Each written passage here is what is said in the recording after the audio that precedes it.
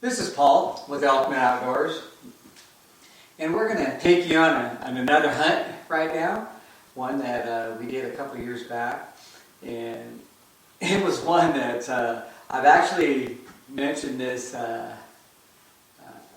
on quite a few different seminars that I've given, and it seems to be pretty much a crowd favorite, and it's one of my favorites because it was kind of an unusual hunt the way it ended up and what took place there. It all started out like any other hunt. It was, I guess, more of the ending than anything that left me a little bit speechless.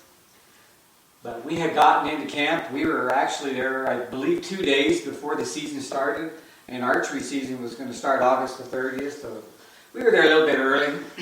Got the wall tent all set up. Have to go out and cut about 3/4 of a cord of firewood to last that week. Yeah, there in the Idaho mountains, it can be pretty cold. It'll surprise you. You think, oh, August 30th or 28th and 29, 30 through the first week that, oh, it'll be pretty much warm. Well, it can be, but it's nothing to dip down in the 20s at night when you're up at the higher elevations. And, you know, the 6,000 to 7,000 foot is some of our areas that we like to base camp in, and then we'll hunt up from there. And so we get over there, get everything all dialed in, and like normal, like every other year, and which is something we really look forward to. Those of you that do it on a regular basis or even every few years, you know what I mean. It's that preparation, and there's just something about heading to elk camp.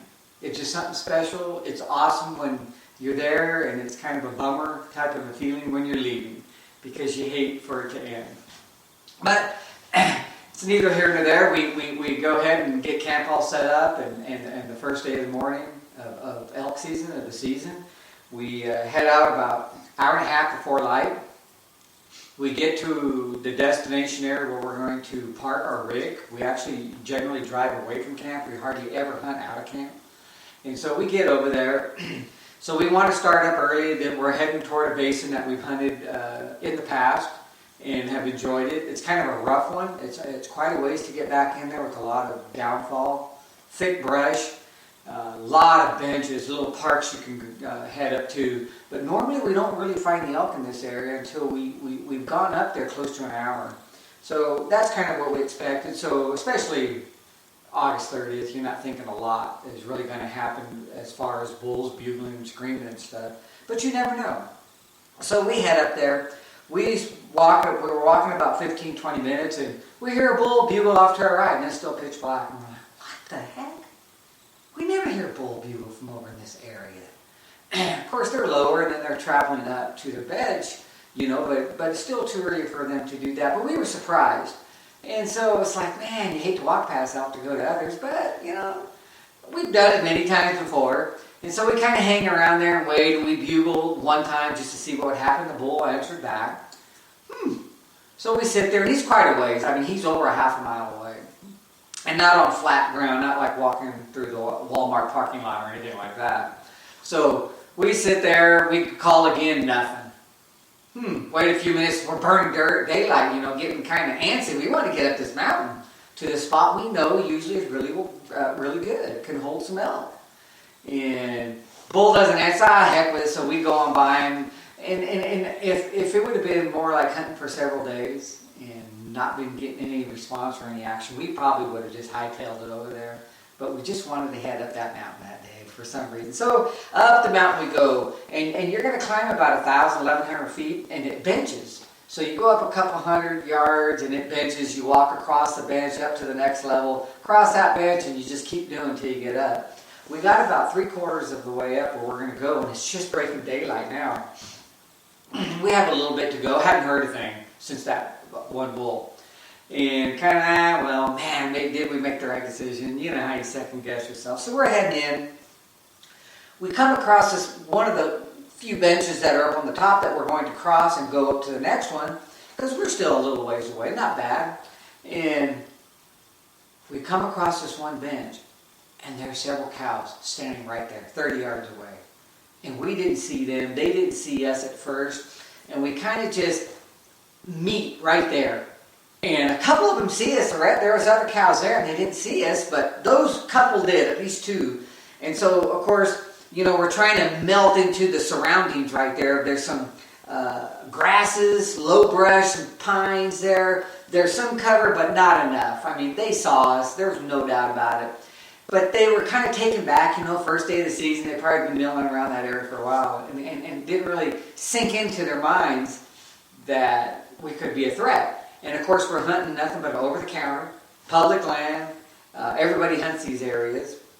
And so we sit there and it's a standoff, and you could see the muscles tensing on the front, on the top part of their legs where their legs meet the body. You could just see it. I mean, these things are ready to explode. And I kind of looked at my son and I said, let's just run right at him right now. And maybe there was just nothing else to do because we didn't want to shoot a cow. We were after bulls. And so it was just like, let's go. It was no talking. It was just wham, right at him, we ran. And those cows let us run. I bet you within just yards of them. It was like we completely confused them, and they were completely off guard. They just didn't know what to do. You'd think the minute we started going at them that they would just blow out of there, barking everywhere. They never made a sound. We got right on top of them, and I figured as soon as I get to where those cows are, I told my son he knew what was going on. I'm going to bugle right there. And because I don't see a bull anywhere, but there's got to be one around here somewhere. So we run up. As soon as we get close to the cows, we could hear other elk, assuming mostly cows, spikes maybe, running through the timber. We couldn't see them, but we could hear. There must have been at least a dozen, if not maybe more. But we only seen maybe 4 or 5 elk. And they're all taken off, and they're kind of some to the left, some to the right, some running straight up where we wanted to head. And so I get right there where those cows were, and I grab my bugle, and I let out a sound like this right here. And I'm trying to call those cows back. And when a bull gives a short little blast like that, it's kind of just frustration and get back here. You want it back right now. You don't want it. This is no spot for a location bugle. So you have to make sure that what you're going to do is give them the right sound right there. And then that sound is, get back over here. You don't want them to run. And of course, what I'm trying to do is get the bull to say something to me, if there's a bull there at all. Nothing. Man, I grabbed the bugle and I hit it again. This time I try to carry it out a little bit further. We're sitting there listening, tense, just trying to see which direction we might have to go if this bull bugles, or is there no cows? No bull with these cows yet. So we listen, nothing. I mean, I'm sure seconds went by, it felt like minutes. And I grabbed my bugle and I hit it again, I hammer it. Well, way up the mountain, I'm going to say 300 to 500 yards. It was hard to tell because the way it just benches and goes up. This bull just hammers back at us. I was like, whoa, there is one there. So we sit right there for a minute trying to see if he's coming or if he's going to stay or what he's doing. And I grabbed my bugle to hit again, and before I could, bam, he hit, and we could tell he was coming. There's no doubt he was closer, and he was getting closer fast. So we run up to the top of the next bench because he heard us down below. We run up to the next bench, and I set my son up, and I run off to the right of him, maybe 20, 25 yards, and down the mountain. And now as far as the line of sight, I'm about 40 yards from him, but off to the right. And I see a great big pine, green, alive and everything. And I get right behind it. The limbs are coming down, brushes all around it. And I figure, man, this is a really good spot. I'm going to try to call this bull in right to the edge. He has to come to the edge of that bench and look down the bench. That's where I'm at. That will bring him just right there in front of my son, who is off to the left. And there's some downfall and debris and pines and everything, but I can hear this bull coming. I can hear him running. This guy is ticked off. I mean, this is August the 30th. I mean, it's just, he kind of surprised us too, because you don't get this to happen very often. So I get down to this. This is all happening fast. I mean, in seconds, Paul, get up right over there. He's picking his own spot. It's just stay up on this bench. I'm coming down. So I get over there. First thing I do is I just start thrashing some brush. Get a little closer here, and I'm just crashing, stomping, and I grab that bugle again, and this time, I'm kind of pointing at him, and I'm just, I'm hammering him right now. I'm not going to be pushed around. As he come down, I no more even got that out, and he just screams back, and that's what you want. That's a bull ready to die right there. And you know it. I mean, he is coming. There's none of this, I'm running around and getting the wind on your business. This guy is coming to take care of business. A bull came in, is messing with his cows. The cows didn't want anything to do with him and started running away from him. Now this bull, he doesn't know if this bull has a cow with him or not. It's all unveiling quick where I didn't really have to throw cow sounds in to make him think I had one. He's just coming on a string. So I get this tree and I'm raking, striking, everything. And I mean, this bull's closing quick, and all of a sudden, he kind of goes quiet because he screams now from when we first heard him at least a half a dozen times as he's running down. But as bulls do, you know, they start getting into that 80 to 100 yards and they slow down. And now he's just coming slowly and he's much more silent. He's not saying anything. And I'm still raking and I rip off another bugle trying to let him know exactly where I'm at. So he realizes he cannot see me yet. That's why he has to keep coming. Once you get a bull in search mode and they can't see you, he will keep coming, generally speaking, until he can get a visual of where that sound is coming from. So that's why I parked myself in such a spot that I knew he couldn't see me at a distance. So I let him know I was there, and I hammered back, and now I'm just thrashing. I'm getting more violent with this tree. I can hear, and after I'm raking and whatnot, I can hear, and I'm looking at my son's body language too, because I got to see what's going on. He's kind of painting a picture of my eye, and he's got his eyes pegged up the hill there, and all of a sudden I see him stiffen, and I can see something moving now. I can hear something moving. I think I can see it, but I really can't. But you know how your mind plays with you. I can hear it, and I see Paul tensing up, and all of a sudden, I see the tips of the rack. And when I see the tips of that rack, I know that bull is right there on the crest. Paul is in that 15 yards, something like that range, straight across, perfectly broadside. And this bull is heaving. All I can hear as he's there, he's just... I mean, he's just panting and heaving. And I mean, where he ran, I mean, this guy is not happy. And I can see his rack, and I'm looking through the branches, and I'm rattling the branches, trying to keep his attention. That he doesn't look over there at my son, and my son draws his bow as this bull's looking straight down, and he's holding, and that bull's just sitting there. And I'm still rattling the brush, you know, I'm not calling now. I'm just moving the limbs is what I'm moving. And I'm just trying to keep his attention. Paul, take it, what are you doing? Shoot him, he's right there. You know, and I'm still rattling, but I'm looking through the branches, giving that bull a visual aid. That bull's just staring. I mean, 30 seconds goes by. Guys, this is a long time. He's standing there, Paul's just standing at full draw. I'm like, maybe there's something I don't see and he can't get a shot. But he looks like he's just right there, but there could be something in the way, you know, or how things go.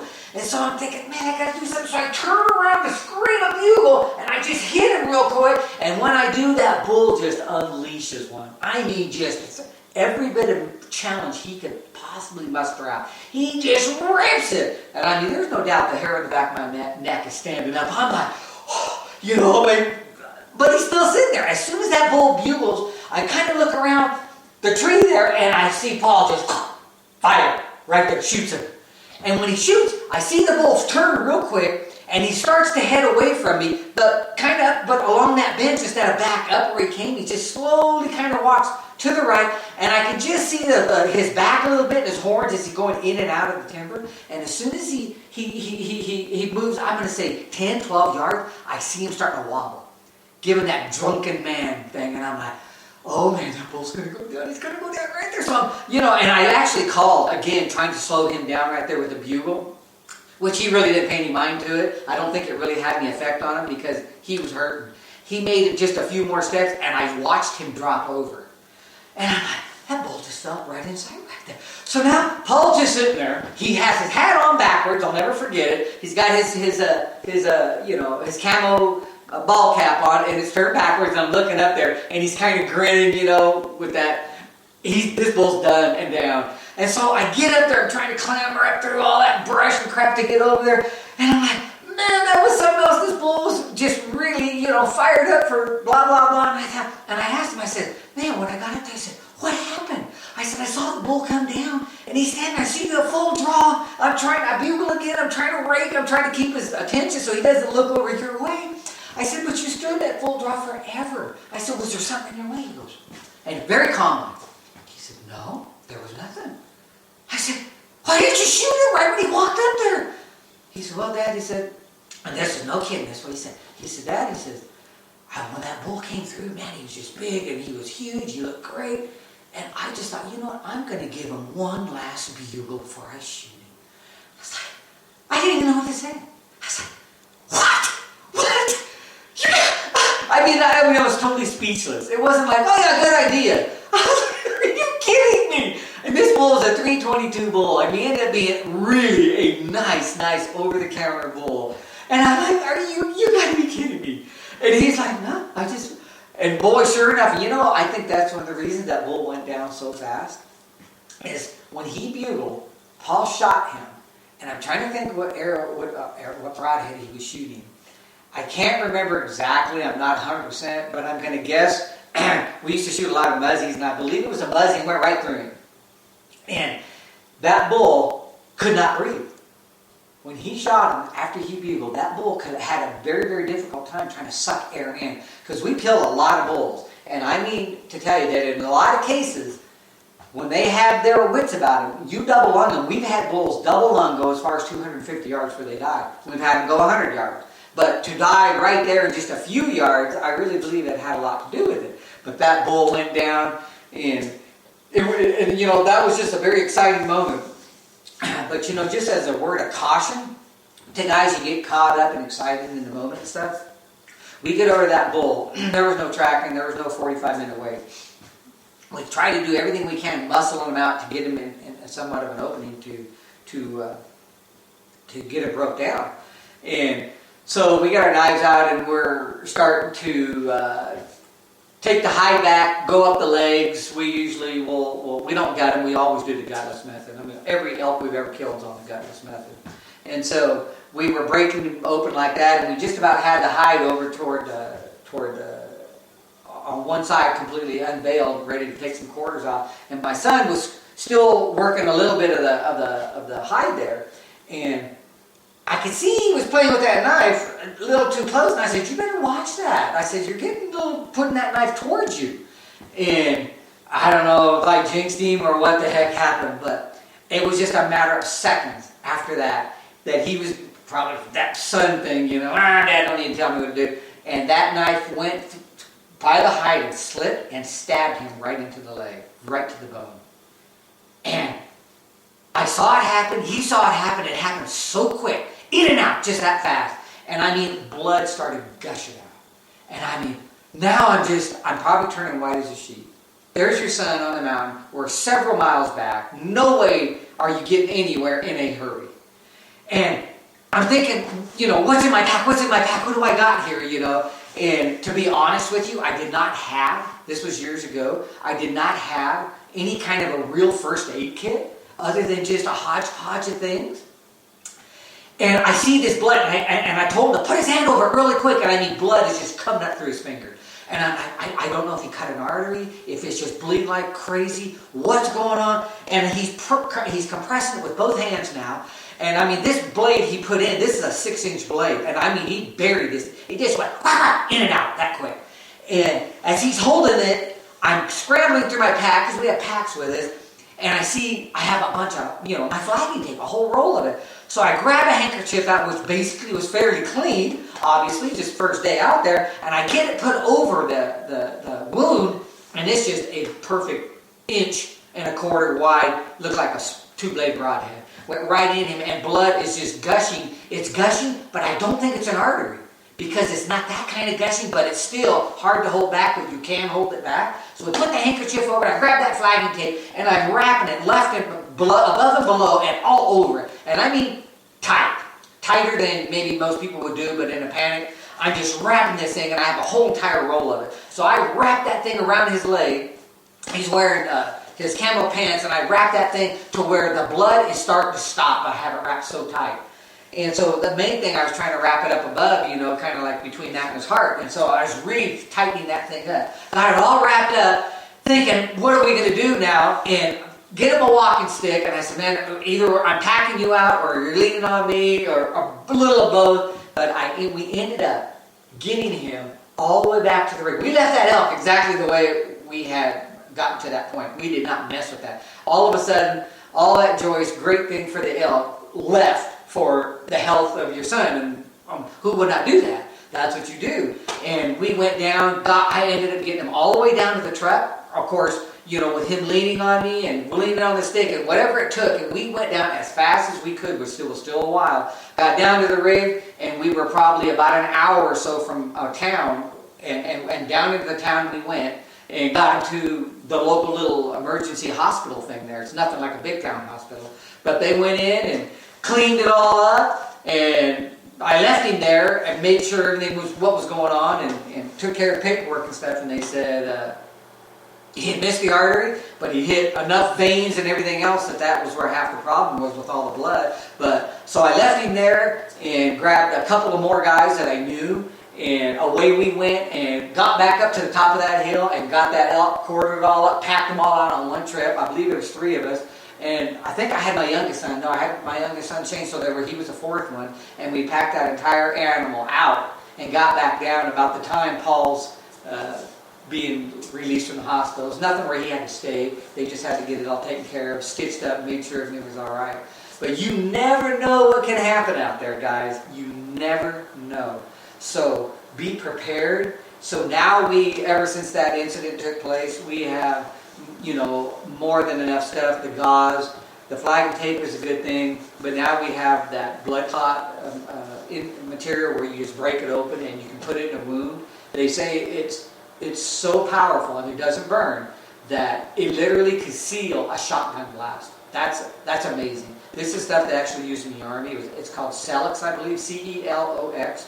And there's other brands and other things out there, but we carry that now just in case. Paul was 17 when that happened. This is a long time ago. He's 36. And we've never had an incident like that again where it was that big of a problem. We've been cutting this and that. Everybody has, when you have enough animals down. But you never know. So when you're out there, it's a great thing to hunt with family members and enjoy yourself. But don't ever forget, the safety aspect of it. It's a very important thing too.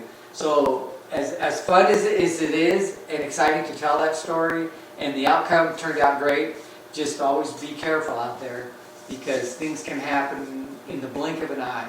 You just never know. But anyway, so that's enough for that story, and hope you look forward to the next ones. I'm going to have a whole bunch of these on what took place, on taking elk over the years, and some were things didn't work out right. We missed them, or we hit them and didn't find them. I'm going to share those stories as well as a lot of other things of various sounds and what they mean, and when we use them and when the elk use them, because I think those are huge important factors in building one's knowledge base to be consistently successful year after year. And I know it does help us.